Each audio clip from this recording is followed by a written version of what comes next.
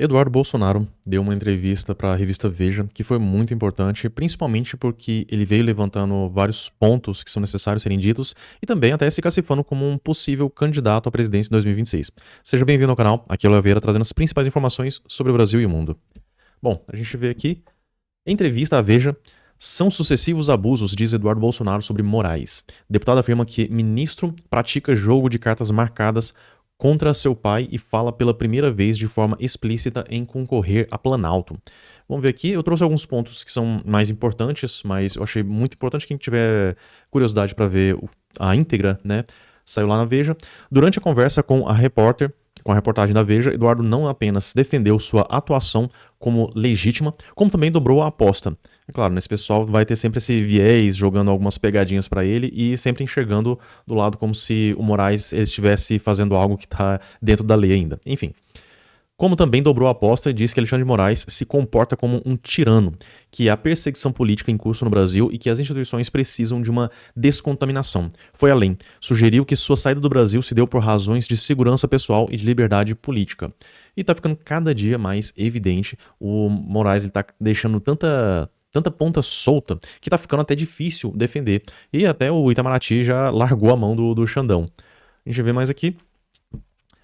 Como reage à abertura de investigação da PGR? Não tem nada de ilegal na minha atividade aqui. Se eu estivesse fazendo algum ato criminoso, então as autoridades americanas com as quais eu me relaciono também estariam cometendo o mesmo delito. Eles nunca levaram a sério o trabalho que venho realizando nos Estados Unidos, faziam chacota. Acordaram quando o deputado americano Corey Mills, da Flórida, perguntou numa audiência do Congresso ao secretário de Estado, Marco Rubio, sobre a possibilidade de Moraes ser sancionado. Rubio disse que existia uma grande possibilidade e início ocorreu agora com os vistos. A gente vê aqui que, realmente, agora esse pessoal começou a perceber que tá realmente acontecendo, as movimentações estão acontecendo e a água tá batendo na bunda, né? O pessoal começou a ficar apavorado com isso. Mas o senhor está se movimentando? Se é uma conduta reiterada, é uma conduta que há um bom tempo eu pratico. A investigação contra mim deu a oportunidade de provar aos americanos e ao mundo tudo o que sempre falamos, que de fato o Brasil está vivendo um regime de exceção. Aquilo que a gente já tinha comentado aqui anteriormente, que com essa atitude do Moraes lá, aquela dobradinha, né? O PGR chega, investiga ele, e o Moraes, deixa comigo. Então, já tá mostrando que é realmente abuso de autoridades, é uma tirania que eles estão fazendo aqui no Brasil, e qualquer um que comece a ameaçar eles, então não tem um fato concreto, um crime que ele estaria cometendo, eles só colocaram ele numa investigação para tentar ameaçar, para tentar coagir ele, tentar impedir que ele continue com as ações. Mas a gente já viu também que essas atitudes lá não são por conta do Eduardo Bolsonaro, é principalmente por conta das atitudes contra o X, que o Xandão realmente estava abusando da sua autoridade, abusando do poder que ele tem ali e censurando perfis, ameaçando pessoas. Então a gente vê que tem muitos problemas aí, muitas pontas soltas que ele continua reiterando isso. A nova política de visto anunciada por Marco Rubio pode ser o início de um pacote de medidas do governo Trump contra Moraes? Estou muito confiante. Não dá para falar em 100%, mas eu diria que há 99% de chance. O Brasil deveria ter tido a decência de conseguir parar o Alexandre de Moraes. É aquela história que enquanto ele estava favorecendo a esquerda, estava batendo só em bolsonarista, o pessoal estava lá, vai lá, Xandão, continua, tal. Inclusive, a grande mídia, né, a extrema imprensa, eles têm grande parte em tudo isso aí que o Xandão vem fazendo, porque eles faziam a retroalimentação, né, ficavam validando tudo aquilo que ele fazia. Por mais absurdo que fosse, não, continua, é isso aí, Xandão, eles continuava passando pano, continuava falando que ele estava, entre aspas, né, defendendo a democracia brasileira. Um completo absurdo. Como é que o senhor acha que deveria ser o relacionamento entre o Poder Executivo, o STF e o Congresso Nacional? Bom, é atender ali a nossa Carta de 1988. A Suprema Corte só atua nas causas constitucionais que são pertinentes a ela. E eu ainda tenho uma visão, vou um pouquinho além, eu acho que a figura dos três poderes, ela foi construída, ela foi feita para que não haja aquela harmonia que o pessoal fala. Porque quando tá todo mundo caladinho, pianinho, tem aquela harmonia, é porque alguma coisa tá errada.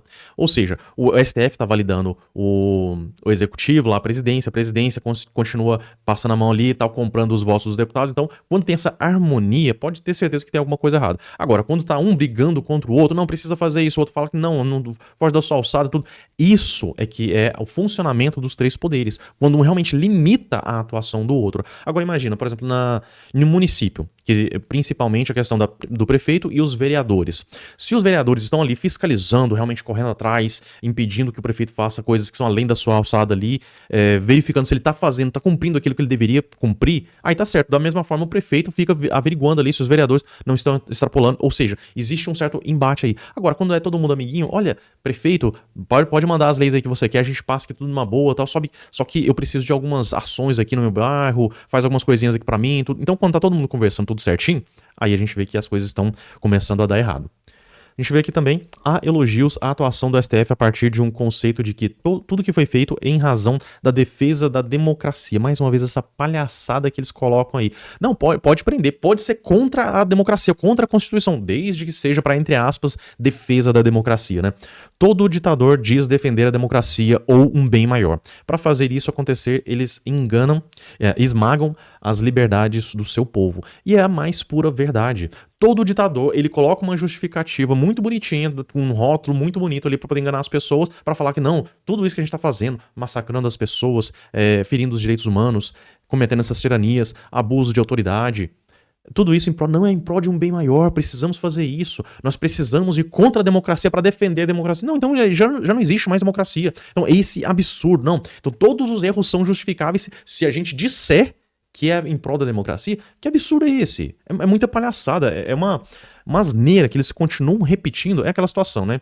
O Xandão já avançou tanto, né? Já cometeu tantos erros que precisa continuar errando.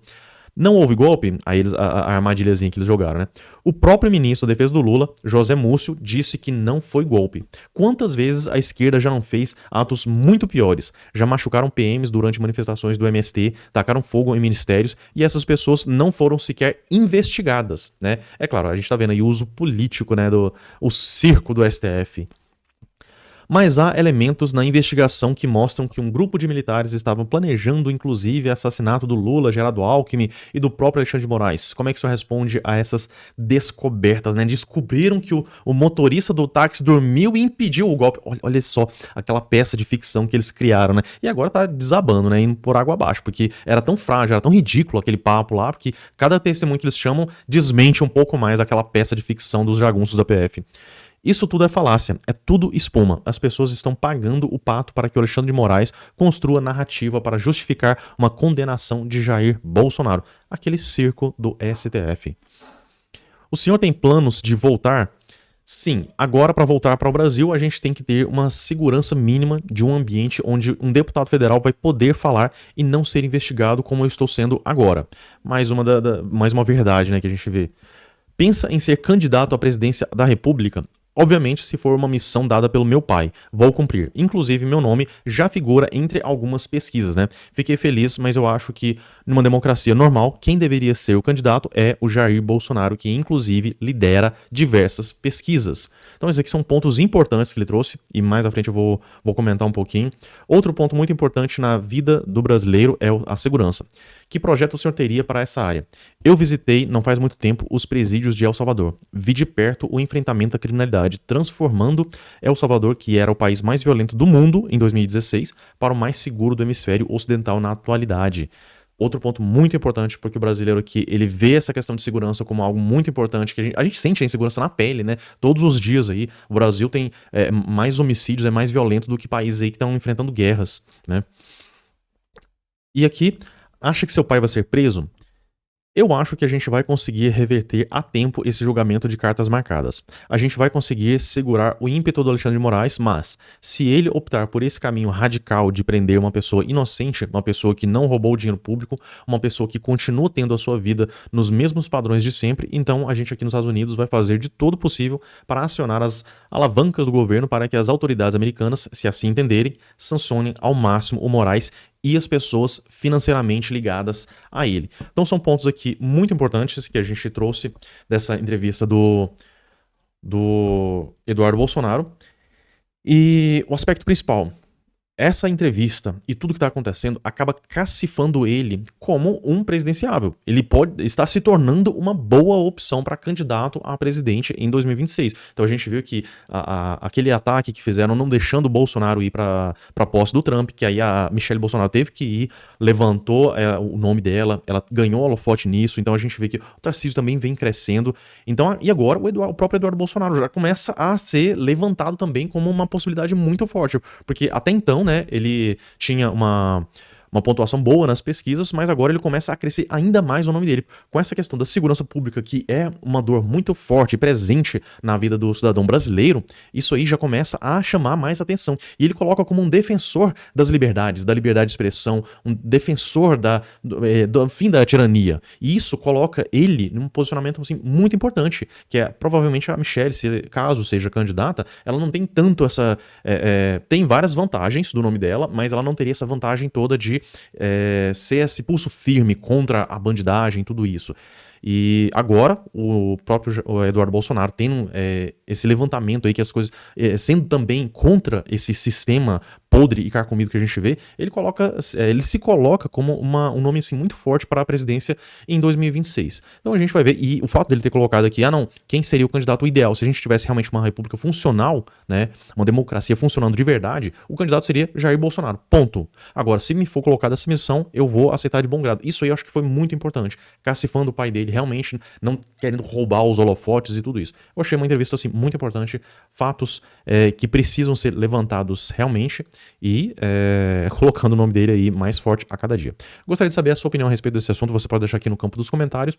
E se gostou do vídeo, curta, compartilhe e se inscreva no canal. Eu fico por aqui, um forte abraço e até a próxima.